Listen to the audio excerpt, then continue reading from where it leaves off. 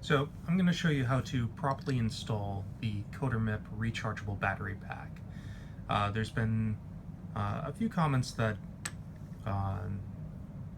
that the unit isn't able to turn on, and that may be due to how the battery pack is being installed. So I have my Coder MiP here, my rechargeable battery pack, and a Phillips screwdriver. So all you need to do is first slide in the rechargeable battery pack like that, and then at the bottom down here where the two screws are, press firmly there, and then screw down and secure the bottom two screws first.